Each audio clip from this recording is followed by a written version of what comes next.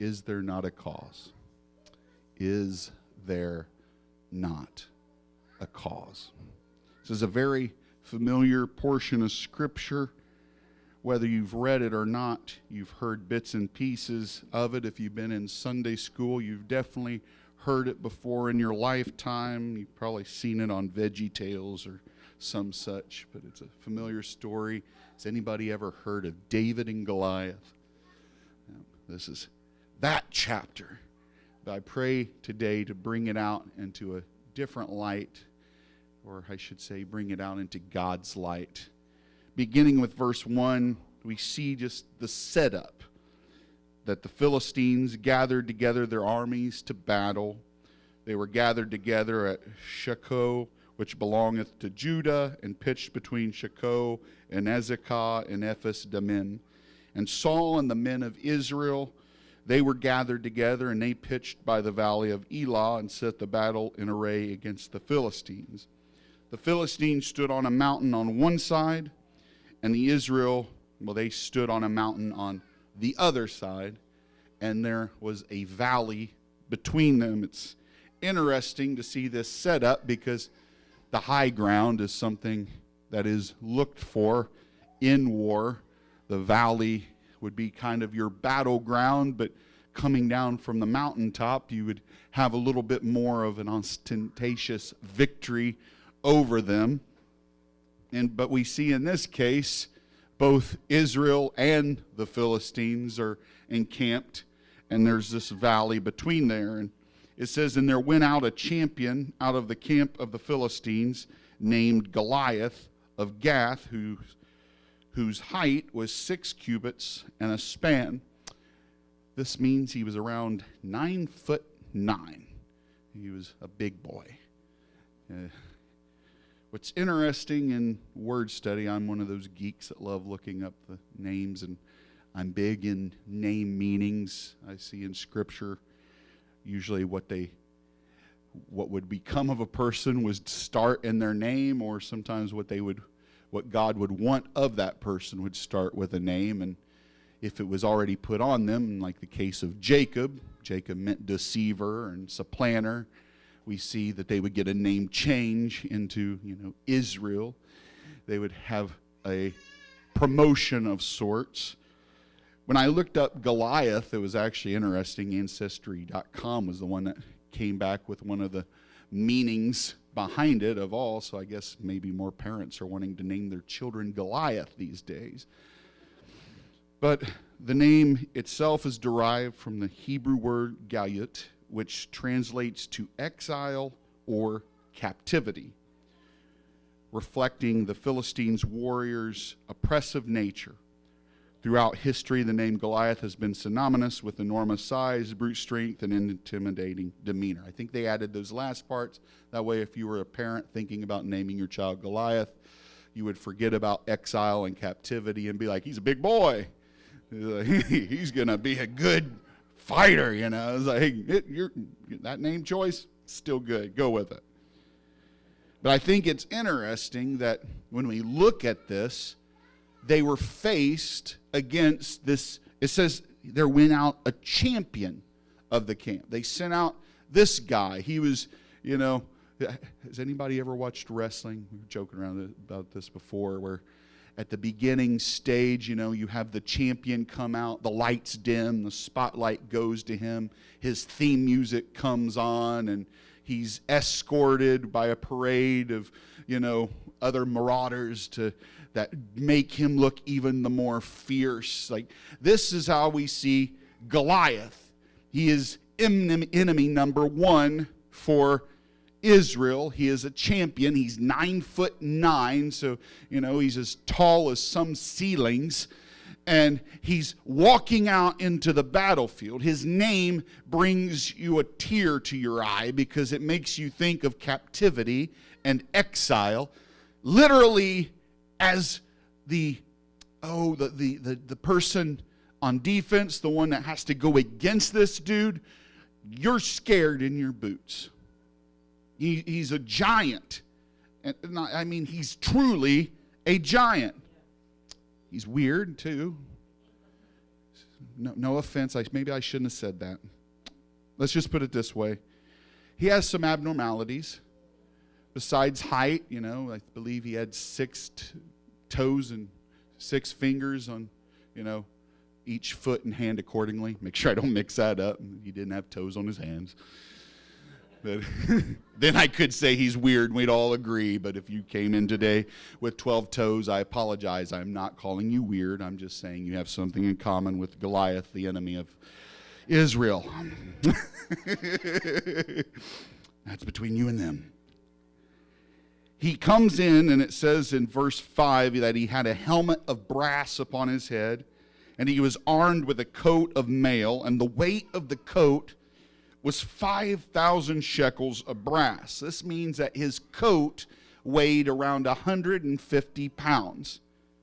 Can somebody tell me the last time you ordered a coat that was 150 pounds and decided to just wear it in every day? I mean, this guy, he's wearing a coat. It's armor. It's going to be heavy. You game up if there's any hunters in the room. You put on all the camo and fleece and know you're going to be sitting in the snow for 25 hours before you even see a squirrel. You know what it's like to go out packed to the gills and you're weighted down. But this dude, he's not just weighted. He has 150 pounds in a coat. So he had greaves of brass upon his legs, target of brass between his shoulders. The staff of his spear was like a weaver's beam, and his spear's head weighed 600 shekels of iron. One bearing a shield went before him. So his spear head was another 15 to 20 pounds. So not in counting the staff that it was on, whether it was a chunk of wood or steel rod or whatever they had at that time. But then he had this little dude in front of him bearing a shield. That's the one thing I think's funny. I've always thought, like myself, when you see this, it's like you have this giant of a man, and then you see this little guy that he's just with a shield, like guarding his kneecaps, and it's like, dude, stay home. You're making me look bad. But that's what he had.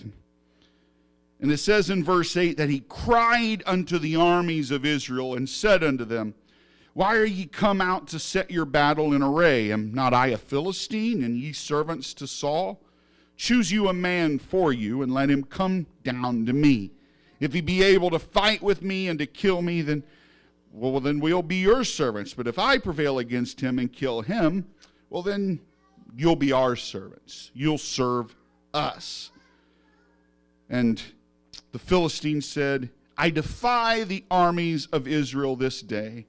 Give me a man that we may fight together. Now this sentence, it doesn't sound like much, but it is a put down to both Israel and their God. He says, I defy all the armies of Israel. And then he says, give me a man that we may fight together. In other words, he's saying the lack of men, what does that make you? You're a bunch of wimps. All right? Send me somebody that has some guts. Is there not somebody that would come? I defy everything you believe in. That is what this exiler, this is the one that has captivity in his name, would try. All right, and then we step over to preach for a minute. The enemy of your soul wears a name, and it is something that haunts your life. It may not be Goliath, but I can guarantee it tries to bring you captivity just as much as he did. Your Goliath may be guilt. Your Goliath may be fear. It may be worry. It may be doubt. It may be blank. You fill it in. But at the end of it all, it's Goliath. It's trying to make you captive. It's trying to make you feel like an exile because, in other words, you're separated from the rest of the pack. You're on your own. And then at the end of it all, when he puts you down in that way, he'll look at you and then say, and you can't even come against me. I defy you. You're not a man. You're not a woman. You're not a child of God. That's what he says. I defy you.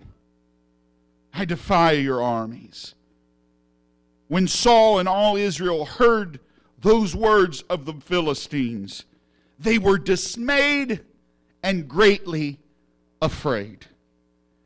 Now David, he was a son of an Ephraite of Bethlehem, Judah, whose name was Jesse. And he had 8 sons, and the man went among men for an old man in the days of Saul. And the 3 eldest sons of Jesse, they followed Saul to the battle. And the names of his 3 sons that went to battle were Eliab, the firstborn. Next to him was Abinadab, and the third Shammah. And David was the youngest, and the 3 eldest followed Saul. And David went and returned to Saul to feed his father's sheep at Bethlehem. Another word geek moment. Bethlehem, house of bread. This is a place where you get fed. This is a place we see it, the house of God referred to. We see the church as a house of bread. Before David ever sees Goliath, before any Goliath is ever torn down, we see he had to get to the house of bread. I just think that's interesting. He returned from Saul to feed his father's sheep at Bethlehem. The Philistines drew near morning and evening and presented himself for 40 days, more than a month. They're sitting on these, these mountains or these sides. They're looking out at each other, wondering how they can conquer, how they can make the next move, how they can ever overtake him. And in all honesty, they're just shaking in their boots, it would appear. But for 40 days, this happens. I think that gives you hope, because whatever you're going through, there's a good chance you've been going through it for longer than 40 days. If not, maybe it feels like it's at least going to be 40 days. But I've come to tell you, sorry for the spoiler, getting there a little too soon, but Goliath dies. Okay? Whatever you're going through, there can be victory. No, I spoiled it all. I jumped to the end. Jesse said unto David his son, take now for thy brethren an ephah of this parched corn, these 10 loaves. Pretty much he spends the next verse or two saying, this is what we're going to do. I want you to go feed them. And I'm going to change the batteries real quick.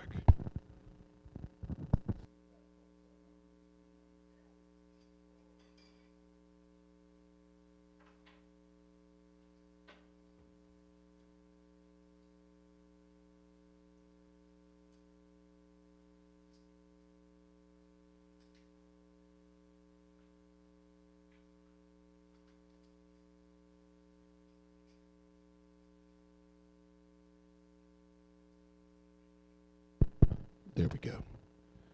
It winds up being that he tells them, I want you to take this cheese up. I want you to go up to the encampment. I want you to see how they're doing. I want you to look how your brothers are doing. I want you to take their pledge, and then you can return. When he rose up, in verse 20, left the sheep with the keeper and took and went as his father had commanded him. He came to the trench as the host was going forth to fight, and shouted for the battle. For Israel and the Philistines had put the battle in array, army against army. And David left his carriage in the hand of the keeper of the carriage, and ran into the army, and came and saluted his brethren.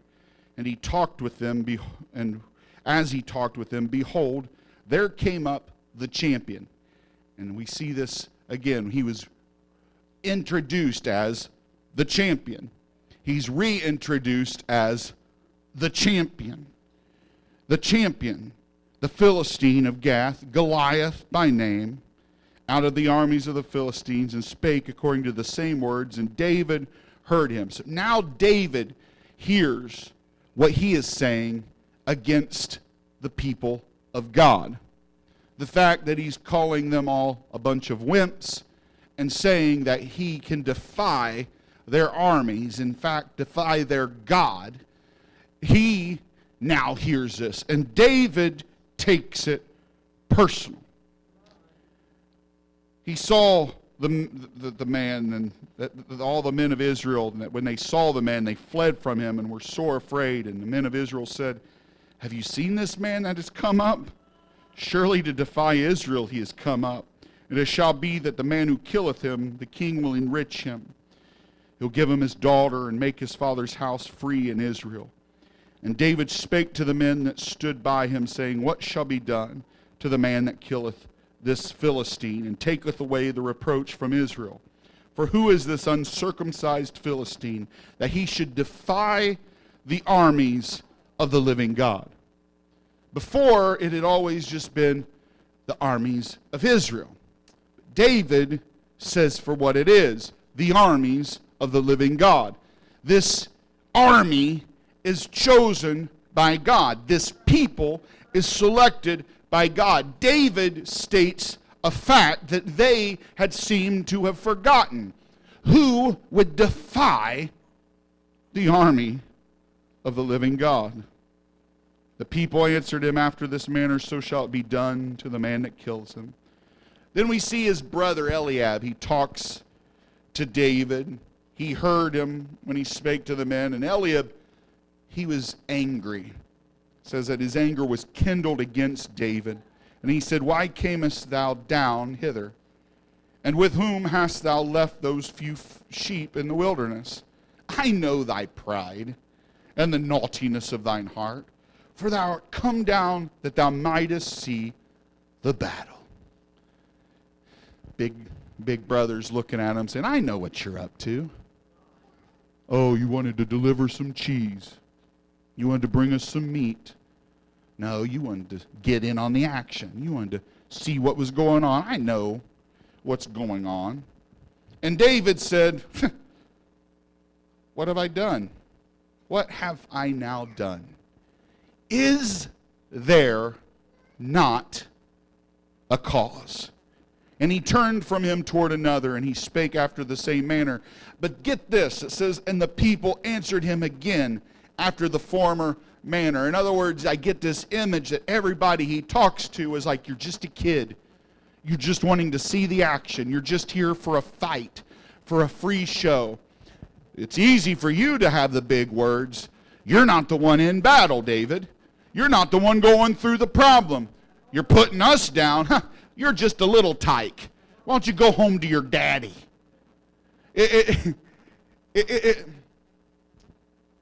Side note, spirits, Goliath, weaklings, kids. I know he doesn't say that exactly, but he puts them down. Like, is there not a man among you? It's like that spirit catches hold now to them. David, prideful, little kid, just wanting to see a fight. Go home to your daddy. It's a put down. You have to be careful with what you engage in. If you're not careful, the enemy that attacks you will try to allow that spirit to overtake you, to where you no longer believe in victory, and you also try to make those around you unknowingly not believe in victory. He says all of this. I don't know what's going on with this today.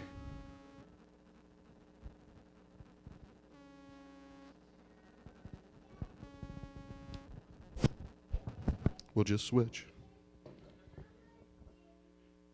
He says all of this, but then here's the interesting part. Whatever David said must have touched a nerve, because it says in the next verse that the that when the words were heard which David spake, they rehearsed them before Saul, and he sent for him. And David said to Saul, let no man's heart fail because of him. Thy servant will go and fight with this Philistine. And Saul said to David, thou art not able to go against this Philistine to fight with him, for thou art but a youth, and he a man of war from his youth.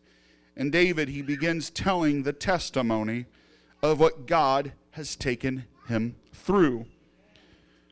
Well, you see, Saul, thy servant, I keep my father's sheep, and there came a lion and a bear, and took a lamb out of the flock, and I went out after him, and smote him, and delivered him out of his mouth. And when he arose against me, I caught him by his beard, and smote him, and slew him. Thy servant slew both the lion and the bear, and this uncircumcised Philistine shall be as one of them, seeing he has defied the armies of the living God. David said, moreover, the Lord that delivered me out of the paw of the lion, out of the paw of the bear, he will deliver me out of the hand of this Philistine. And Saul said unto David, go, and the Lord be with you. Go, and the Lord be with you. Everyone else was against old David. Everyone else was saying he was just a naughty little kid trying to get in on the action, trying to watch a free show. Prideful, and really they were just trying to make themselves feel better because the put down was accurate. But they didn't want to hear this. They had already been called a sissy by Goliath, but now to be, told it by their youngest brother, that's not going to go over well.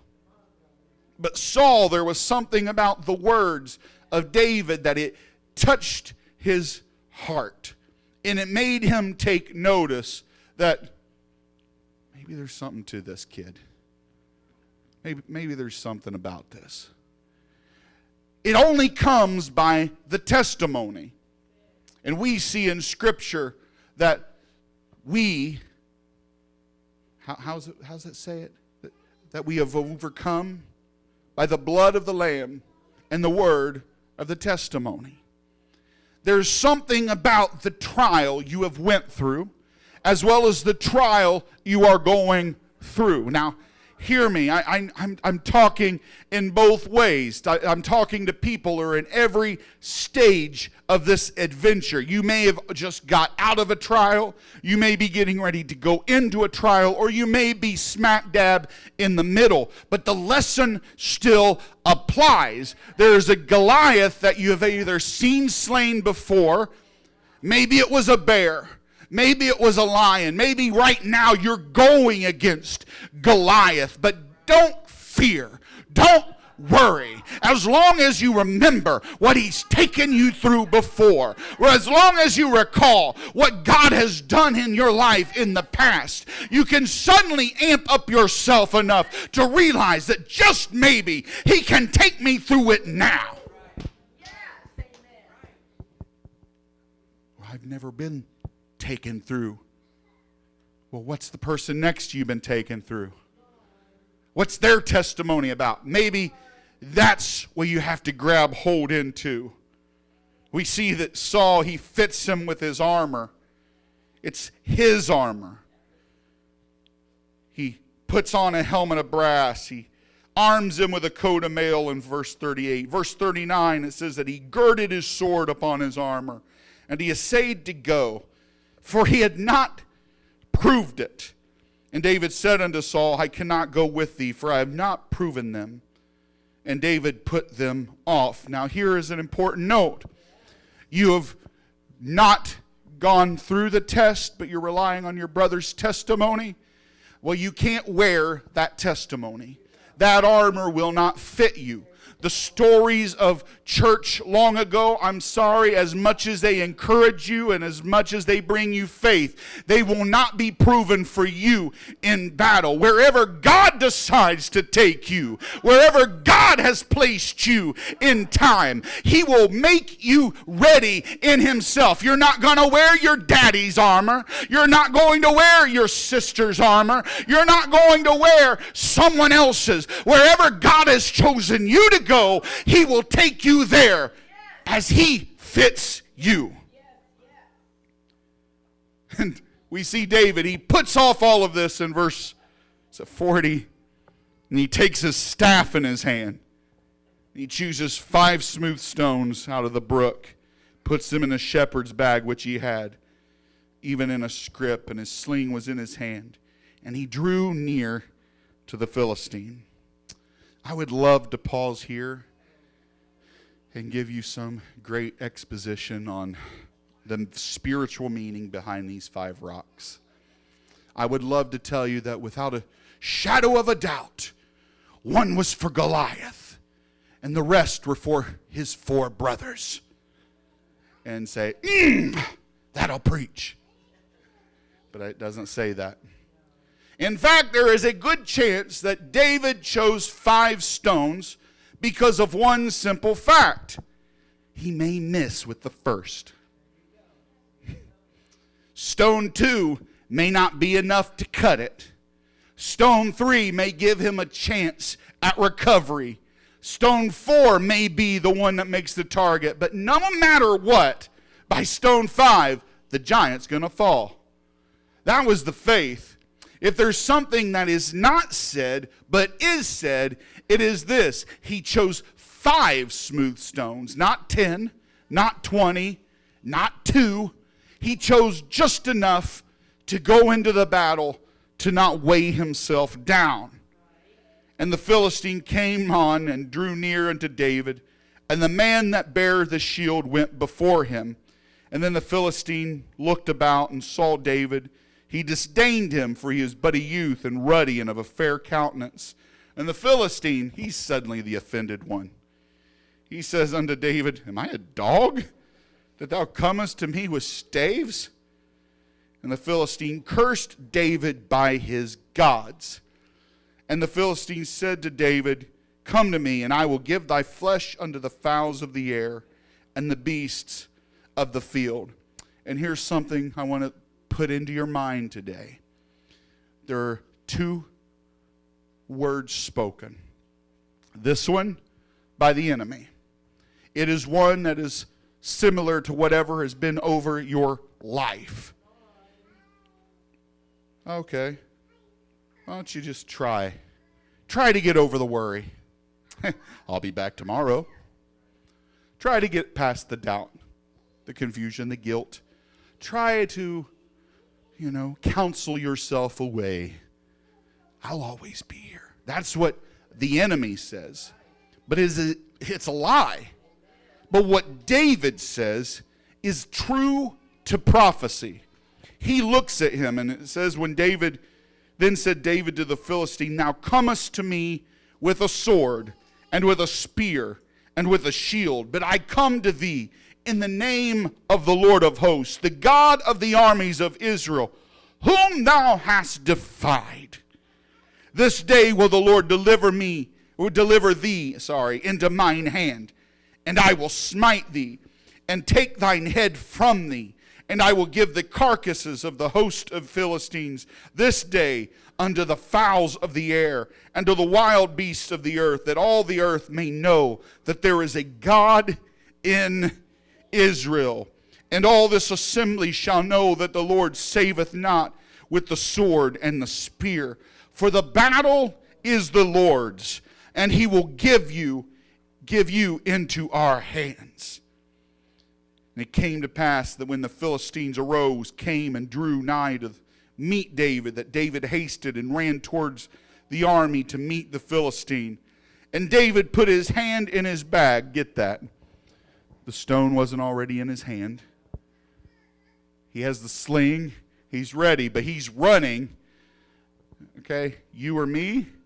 Or at least, okay, maybe not you. I'll be nice. Maybe you're braver. Me? Even though I just got done giving one of the best speeches to this dude ever and know that every part of it is true, there would still be just enough in me that would probably be kind of like this. Like, you come to me, with your... I'd probably be getting the sling ready, having it all packed, ready to go, maybe even getting a little twirl going, getting a little bit of an idea. David, he's so ticked off at the devil, at Goliath, that he doesn't even arm himself. He's just standing there saying, "You defy our God? You put down the armies of the living God? Today, I'm telling you what you're going to be." Sometimes you have to remind the devil where he's going to. Sometimes you have to tell whatever it is that you're going through. Depression? You may be here today, but there's a day that you're going to be in hell. Depression, worry, guilt, whatever it is, sickness, there is a day that you are going to fail. That you're going to be no better than a carcass lying on the ground, and I will be rejoicing.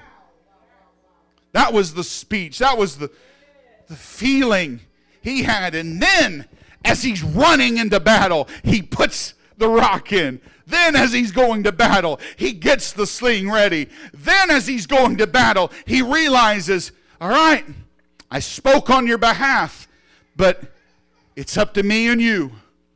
It's up to you through me. Let's get this done.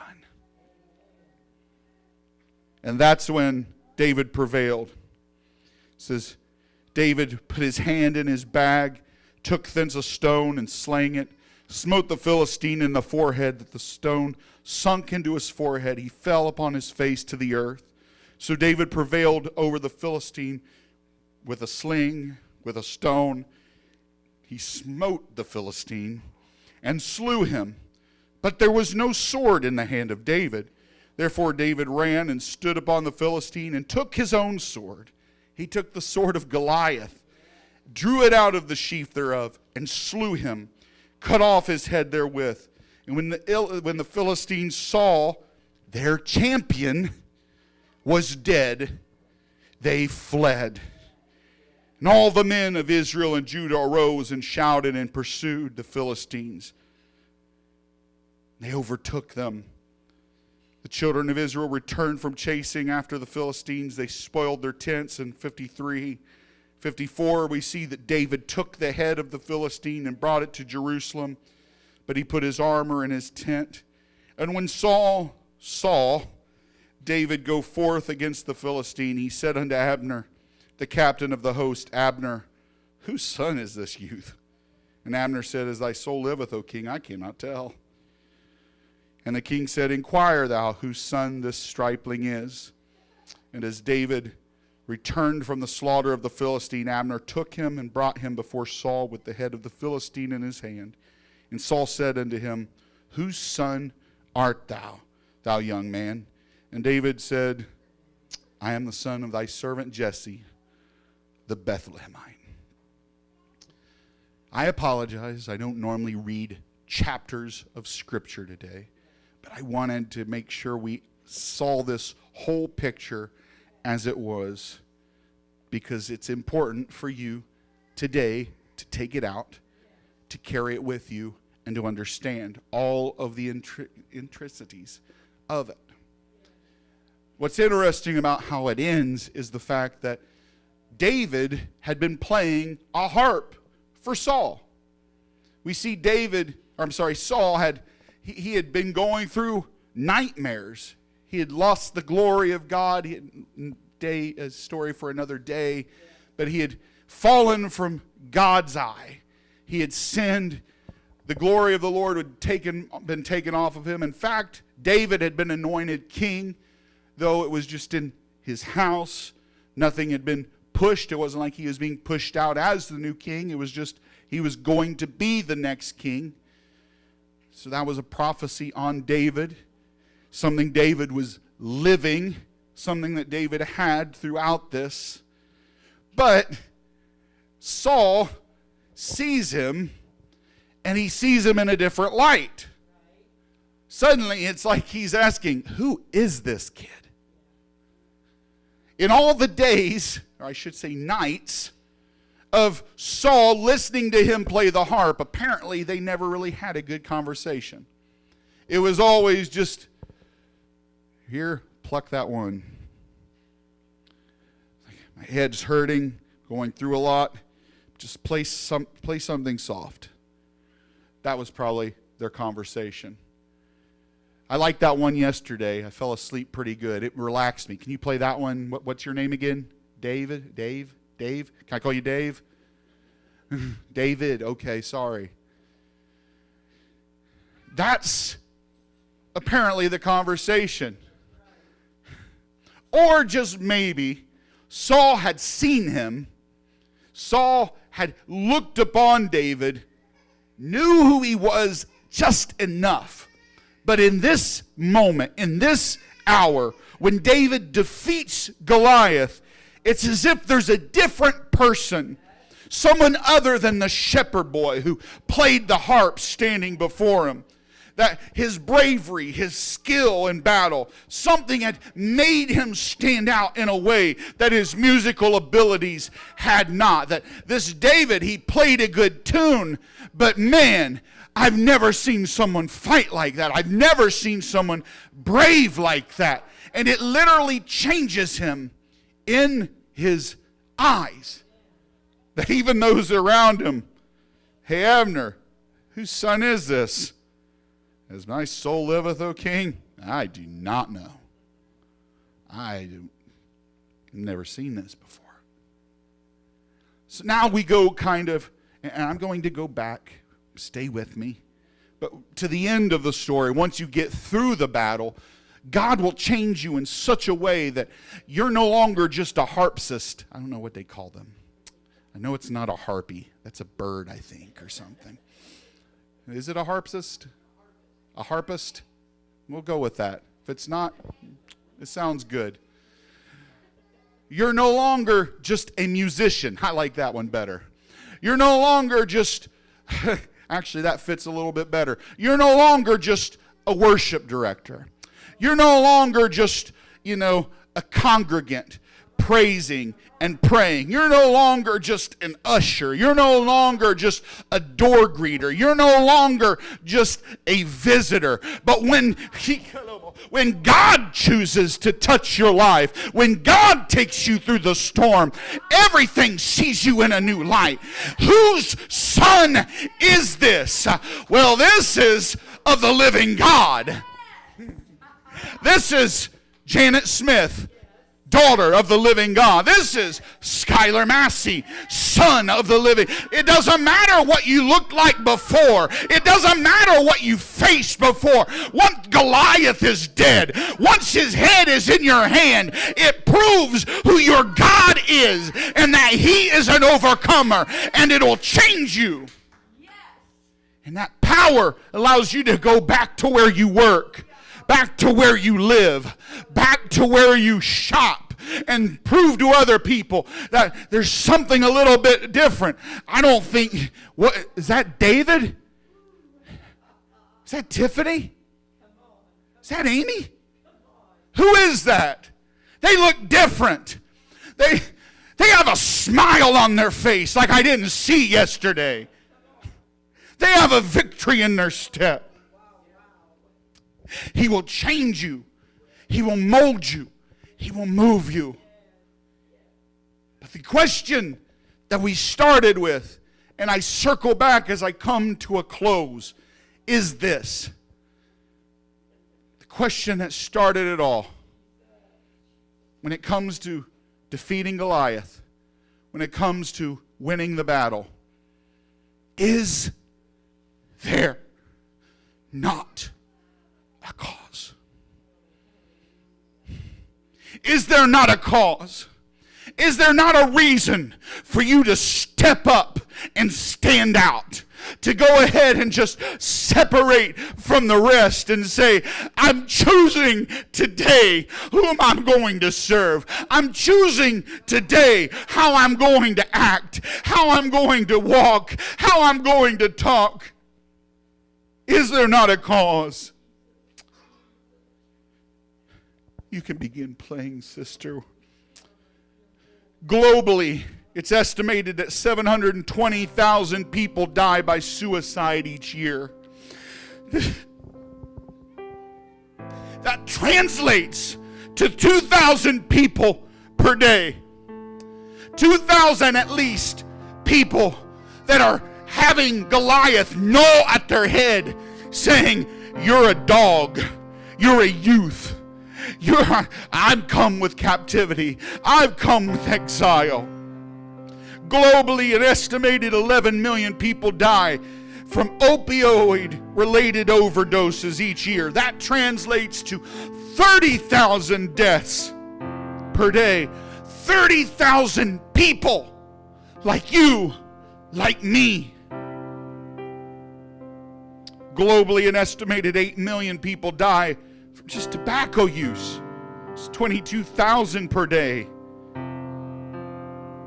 Or heart disease. 18.6 million people die from that each year. That's around 51,000 per day. You say, well, my heart's fine. I don't smoke, I don't drink, I don't do any of that stuff. But are you a little overweight? 3.4 million people die from obesity-related diseases each year. That equates to around 9,315 people per day. Globally, an estimated 650,000 people die from HIV and AIDS each year. That's around 1,781 people per day. Is there not a cause? Is there not a reason to go ahead and put down the cheese? To go ahead and... Daddy sent me with this mission. I was born to be a doctor. I was born to be whatever, but I think I'm going to have to separate from now for just a moment. And I'm going to have to go into the battle line, and I'm going to have to say that there is a Jesus that wants to save, but that there's also a hell that wants to destroy. There is a deceiver that wants to tell you today that you're worthless, that you're hopeless, that you're helpless, and that you'll never overcome. But I've come today to behold the King's cause and to tell you that's a lie. He's an uncircumcised Philistine. We stand for God. And is there not a cause for you to stand with me? Is there not a cause? Is your family worth it? Maybe you're not touched by any of these. Maybe you're in tip-top shape. You don't have to worry about any types of abuse. Maybe you're not tempted with bad thoughts that put you down from time to time, and you say, I'm definitely not a part of the HIV/AIDS category. I think I'm good. But what is it that attacks you? These are just the 5 or 6 things that I chose today to look up the fact for, because they go through every source of life. What is it that you're affected with, that you're afflicted with? Maybe you're not suicidal, but maybe you just don't feel good. Maybe you're just depressed. I come today with a sword in my hand that has slain many a Goliath to tell you there is still a cause.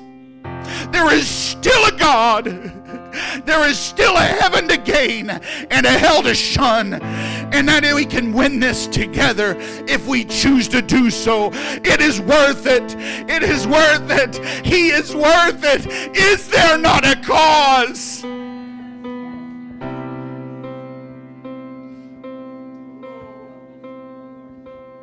Why don't you stand with me?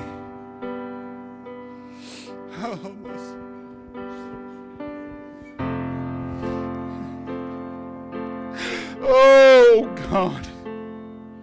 I don't know what you're burdened with today, but I can tell you it is Goliath standing on your hillside.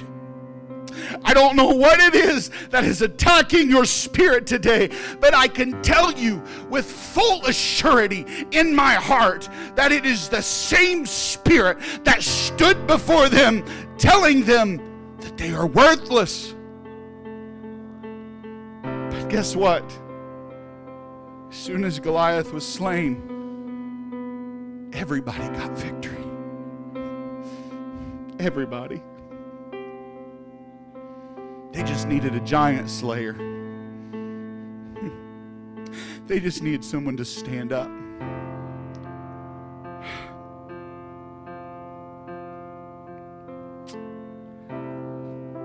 Your giant,